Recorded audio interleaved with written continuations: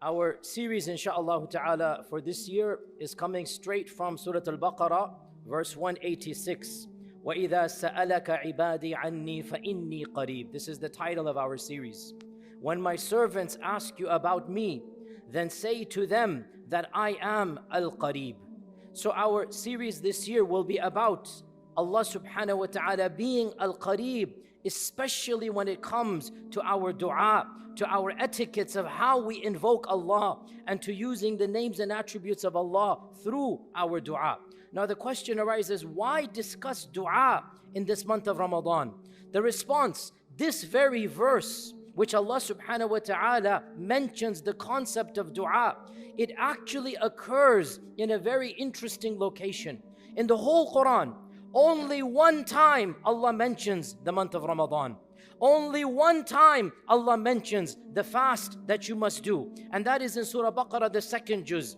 The 3 ayat before this one and the 1 ayah after this one are all about Ramadan and fasting.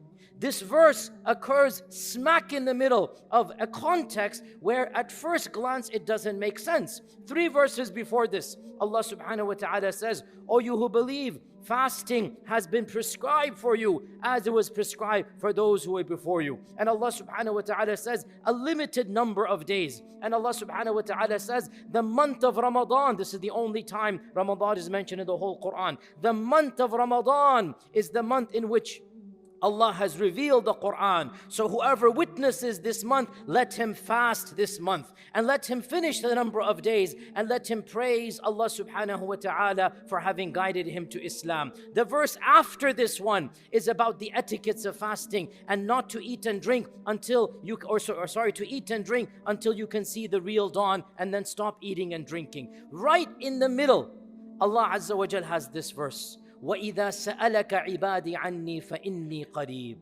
When my servants ask you about me, then reply, then say, actually no, then they should know, I am Al-Qareeb.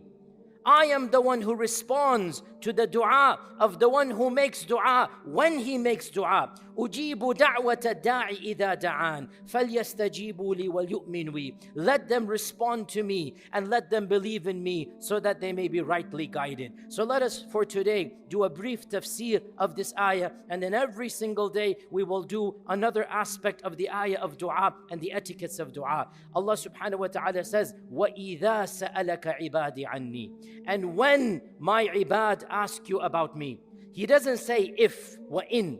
He says, وَإِذَا, when, meaning it is inevitable that in the journey of worship, every single worshipper will want to know the answer to this question. Is Allah listening to me? How will Allah reply to me? وَإِذَا سَأَلَكَ, whenever my ibad ask you about me. And notice Allah calls us ibad. And ibad is the worshipper of Allah, and He ascribes ibad to Himself. When my worshippers, ibadi, and this is an ascription of honor.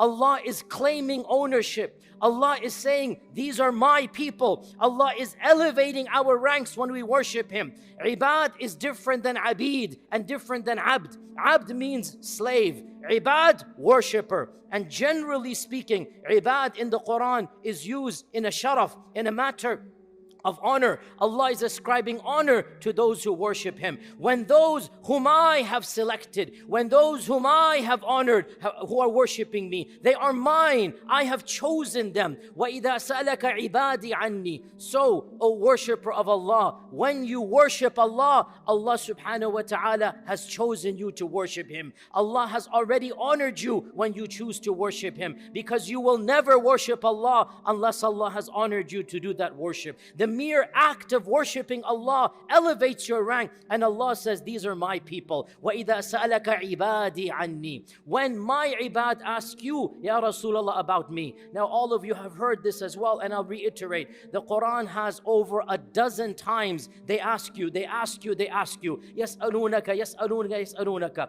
And every single one of those times, Allah says, reply to them, Ya Rasulullah. قُل, reply to them. Except in this one verse, the only time in the whole Quran in which it is said they ask you, and then Allah says, He doesn't say reply to them.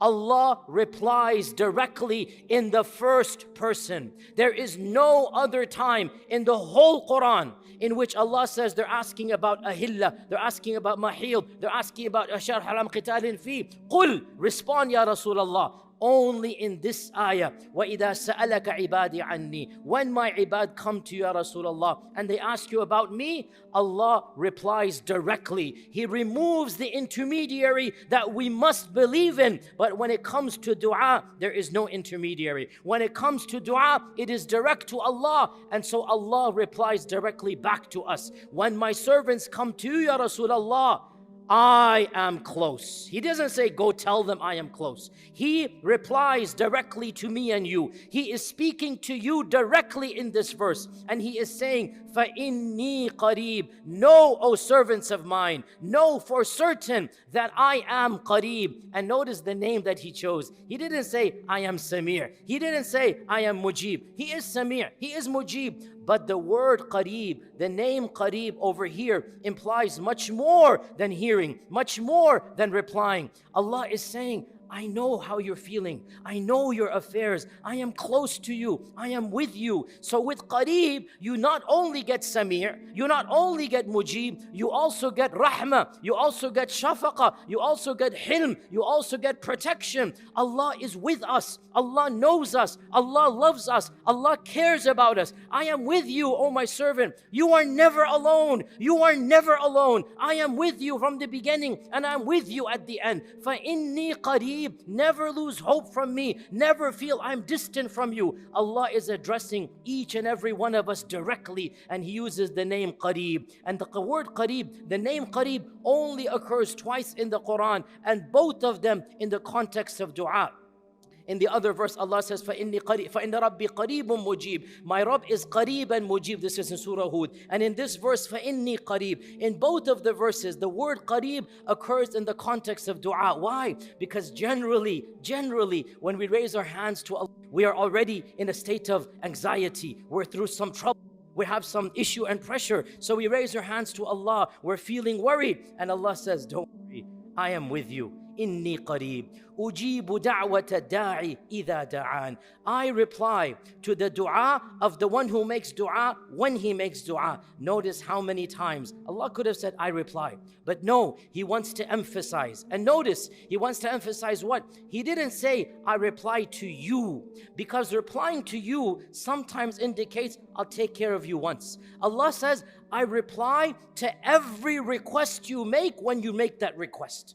Every petition, every dua, every ask that you make. Ujibu da'wata da'i. He didn't say, I reply to you. Because reply to you, one letter comes, He's replied. No, I reply to every single letter you send me. Every petition, every dua, I will reply directly. Ujibu da'wata da'i idha da'an. And we will explain this later on in the month. Oh Muslim, every time you raise your hands to Allah properly, know that Allah will reply to your dua. This is not me speaking. The Quran is unconditional. The first person, Allah is speaking to you directly. Know that I will reply to your dua, not to you once, to your dua every time you make dua. Every time you raise your hands, every time you petition me, every time you ask something, I will reply to you directly. Ujibu da'wata da'i idha da'ani falyastajibu li. The word here, istijaba, has three meanings. Very quickly, we'll go over them. Number one, let them obey me. And we're going to talk about this as well, of the ways to get your dua answered. Be obedient to Allah. Number two, let them obey the etiquettes of dua. فَلْيَسْتَجِيبُوا لِي. Let them make dua properly. And number three, and this is very profound, and the great Mufassir of Andalus, Ibn Ashur, he mentions this. فَلْيَسْتَجِيبُوا لِي means, Allah says, Ujibu falyastajibu. Allah says, I will reply, so let them petition for my reply. Falyastajibu can also mean, let them petition to get my ijaba. In other words, I'm handing out responses.